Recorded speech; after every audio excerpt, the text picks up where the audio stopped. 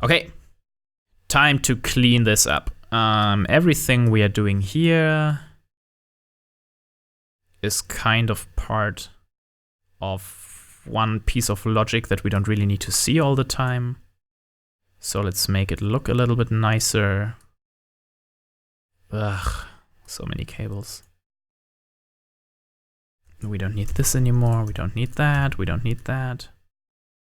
Okay, make it look nice and then make it disappear. Hit Command-Shift-E and you can say draw calculations or something, whatever. We don't need this. This looks okay. I don't know why this is flickering like hell. Oh, because probably the frequency is very low, yeah. That is some nice overtones. All right, so this is all okay. I think this whole thing we're going to make disappear as well. Just call it wave select or something. Yep, that looks way cleaner. Have it like this. Oh, because this is signal, we can go really OCD and change the order of that. So that's kind of nice. We have a signal output here. This was just for demonstration purposes. And this is all okay. All right. Now we haven't gone to the character for the cycle yet, which is kind of a bummer. I think I'm just gonna add this, maybe as a bonus video or something. So welcome to the bonus video, I guess. For the cycle, I like to add a bit of feedback because feedback is in FM synthesis kind of a thing with the sine waveform. And you know, most FM synthesis is based on sine waves, like the Yamaha DX7 is operating entirely on sine waves and feedback. So to get feedback, all you need to do is multiply a part of the output of your cycle back into the same cycle tilde object. And we can do this like that. We take a second cycle. We receive tilde, whoops, that's not a tilde. Receive tilde, the hashtag 0 minus frequency. We put this in the frequency input. Then we signal multiply this by 0. And we add this to the frequency of the cycle itself with plus tilde 0 point. Add this sucker up. Original frequency and modulation frequency. Bam! And now all we need to do is get this thing here to work. So all we need to get in here is the corrected character that we have. So we have a signal of, let's make this a bit lower so we can see what's actually happening here. We have this waveform at 300, 200, 238 Hertz. That looks okay. You can see here it's a perfect sine wave, which means there is no overtones anywhere. And then we just slowly add in some of that signal here.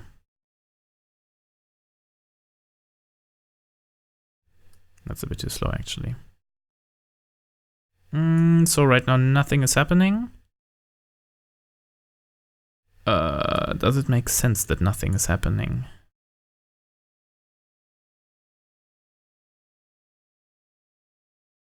Oh, there is stuff happening actually, okay.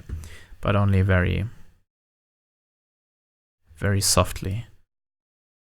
Why is it so softly? Because we forgot something, and that is that, again, we have the same thing as with the frequency modulation, which means right now we're just adding or subtracting one hertz to the frequency, so we also need to multiply this whole modulation by the frequency itself.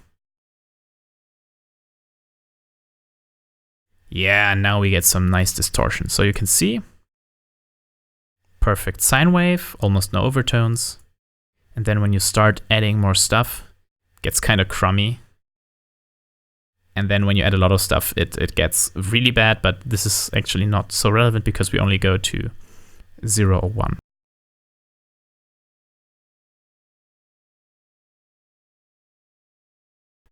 Eight is okay. So I don't want a button. So we can multiply this by 8. And we're still working with frequencies and get our 0 to 1 stuff in here. You can get to those more funny sounding timbres with the saw wave feedback. This looks hell of a messed up, but I think we're gonna leave it like this. Just go and encapsulate that. Okay, got it.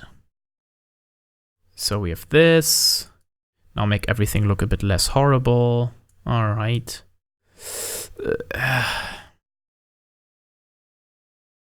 And this is gonna be our synthesizer's oscillator for now.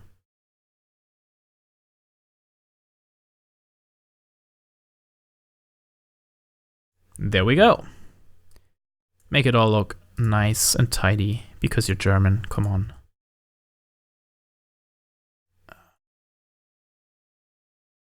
Whoops. And there you go. Whew. So now what we do is save this whole thing. Call it something like, I don't know, tutorial 1 OSC. And now the fun thing is you can close this down. Now actually, I think before we close it, we want to remove this. Now close it down, save it. You can make your new patcher, and now in this you can go call forth bpatcher and give it the name. It's tut1 oscillator.max pat.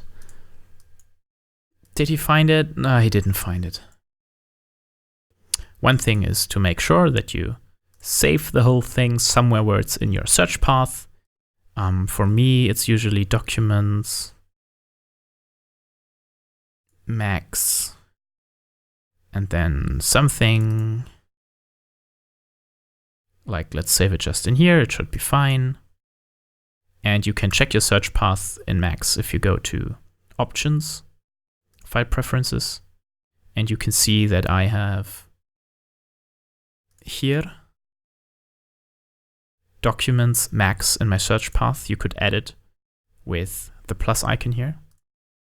So now when I open a new patcher and I go make a new object, call it bpatcher, tutorial 1 oscillator.max pat, it should be found. Yes, it is found. Nice, isn't it? So now you have all this stuff in here, which is kind of not relevant for our just GUI object. But you can see it has the output and the inputs that we specified. So this is working. Now the last thing you want to do is go back into this object. You can go there by going to Object, Open Original Tutorial 1 Oscillator, and go to the Patcher Inspector.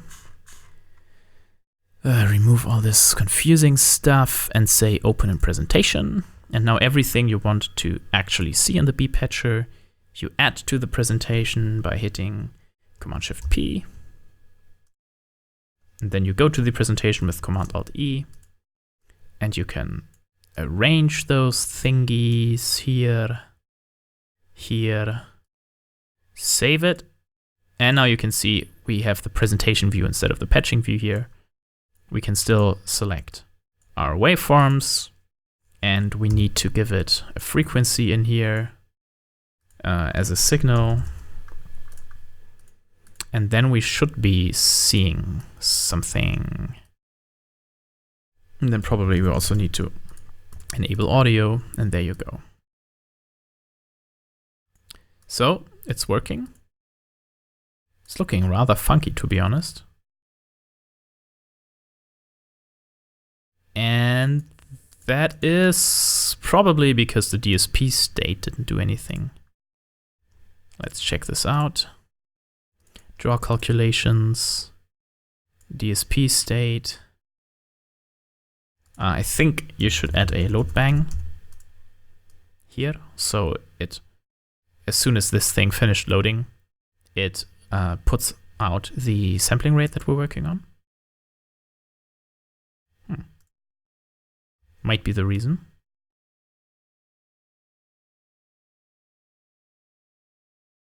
Yeah.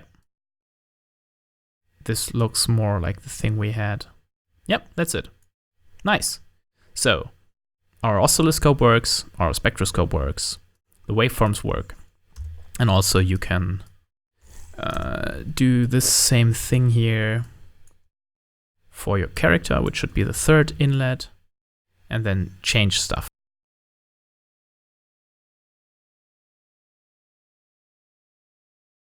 We're already kind of off the rails from the standard subtractive synthesizer with our sine wave that is not part of your good old Roland M100 systems. So I thought, what the heck? Let's build a freaking supersaw. Let's just go all out and, you know, go like for 20 different sawtooths that are all slightly detuned so you can get that good old hard style going, or whatever music you prefer. So for now, let's stick with clearing up. You know, one thing I noticed is that the way we handled the send and receive objects was not particularly clever, to be honest. Because as of now, you have your character and your frequency going into each individual waveform with those two patch cables. And we can make this a lot cleaner by changing the way that the send tilde frequency object works. Because actually, the frequency that we want to send into those oscillators is not this one, but you know, we then go on and also modulate it by our FM inlet. So what we're going to do is we're going to put the send tilde object like at the end of the frequency modulation chain. So we can actually take receive tilde objects and send them in each individual waveform. So we do this by, first of all, this was just for helping, checking stuff out. We don't actually connect this to our frequency inlet. Instead, we connect this to the output of our frequency modulation. And there you go. That is already it for now. And now instead of, you know, having all those chords here, we can delete these and get individual receive tilde objects for every waveform. So this is still looking kind of clunky. Oh, sorry, this is also wrong because this is what we want to, yep. This is still kind of clunky because having those receive tilde objects everywhere is gonna clog up our beautiful working place as well. So we're gonna do one more step and we're gonna create one more send tilde object. And this one's not gonna be frag, but char.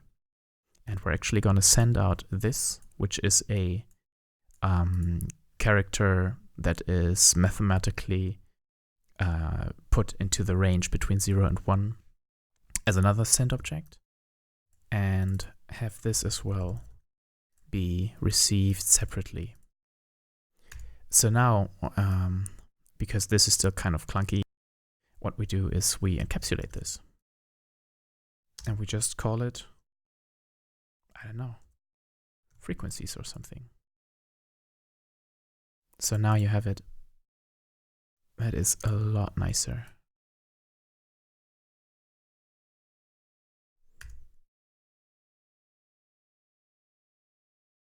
Because it's always good to save some space when you're patching in Max. bam, there you go. Now you can feel free to, yes, have your OCD take over completely. Okay, now to the actual patching parts. What we want to do is we want to be able to detune our synthesizers, individual oscillators in cents. And cent is a unit of tonality that is based on your semitonal system that we Europeans and, American people like to use. And basically 100 cents constitute one semitone step. Now the problem is we are working with frequencies here, and translating frequencies into semitones can be kind of tricky, but luckily there is a way to get around that. So we get our frequency, and do we want to detune it before or after the frequency modulation? I think it doesn't matter, so we're going to do it afterwards. So here we're going to have a multiply tilde object, and we're going to just very gently change the frequency. And now my goal is to have a integer box here, go into the inspector, and we set it up to go from -100 to 100. So that means you can actually detune your oscillator one semitone down or one semitone up. And I'm doing it like this because I think later on, the bigger detuning, like when you want to go up a fifth or an octave, we're probably going to do that with a separate keyboard because it's a lot easier. You don't have to do all the math in your head. So we're going to add one more UI object later, which is going to be a kind of keyboard where you can directly put in the intervals that you want to have your oscillators detuned by. So for now, just -100 and +100 cents. Now the way to come from frequencies in hertz to cents is a simple mathematical equation, and in Max you use the expr object, which is for mathematical expressions, and what you need is the power of 2 to whatever you put in there divided by 1200. And that is because frequency, as we've learned, works exponentially. So you double the frequency, you go up one octave, whereas the semitonal system works linearly. So one semitone is always one semitone. So what this does is you put in something. Let's actually show it. You put in something, and if it's a 0, then you get 1, because the power of anything to 0 is always 1.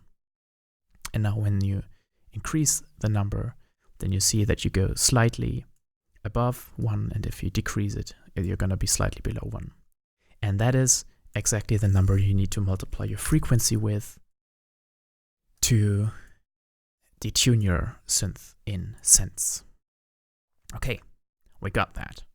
Now let's go silly. And before we go silly, let's actually check out how this thing works now. Because with all the inlets and the outlets, this thing doesn't really work on itself. So what we instead do is, let me introduce you to Max projects, because those are really great.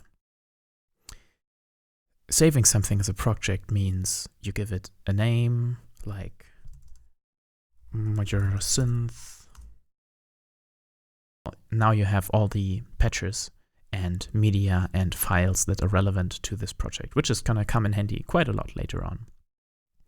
So now the one problem is this is now called modular synth, like the whole project, but actually this thing here we'd rather save as tutorial oscillator 2. So now we have this. It's not part of the project as of now, funnily. So add this as an existing file to your project. And now this one we can, I think, actually remove from the project. So now you can see we have our oscillator here in the project. The good thing is, you just add a new file, call it modular synth or something. And this one is going to be our main patch now. So in this patch, we are going to load up instances of the other patches that are part of this project. And that is actually one of the very good things about projects. I think in the last tutorial, we talked about the max search path a little bit, which means if you want to use abstractions such as bpatchers, you need max to have these files that you want to open in those subpatchers. You need to have those files somewhere where max knows they could be there. And as long as you are within a project, max is automatically going to check all of the files in the project first, so you don't need to worry about the max search path anymore. So what we can do now is create a bpatcher, and it's going to be the .oscillator2. And you can see our bpatcher now shows the presentation mode of this patch. Cool. So now we could actually check out if our sense modification works by adding a gain object here, having an easy DAC here, and then just using two num boxes, or this is floating number boxes, to control our, this is going to be the frequency, and this is going to be the character. But because we want those modules to be able to work with each other, I've decided to have every input and every output as a signal. So what we need to do is convert those to signal first with the sig tilde object, and then connect them up. And if you're feeling really fancy, you can limit the character box. So it only goes from, so it only goes from -1 to 1, because that is the range of our control voltage. And now, when we hit this up, yeah, we're actually able to control the synthesizer. That's something. And also you can see this is our normal sine wave, and there you go to the more feedback-oriented wave. Now what's new is actually only one thing, which would be the sense. And if we go to -100 and +100, we should be able to detune the oscillator by exactly 1 semitone. Let's check it out. Yep, that's a semitone, all right. Yep. So the music cracks. Amongst you will have heard that the range we have here is exactly 1 whole tone step. So the send detuning works.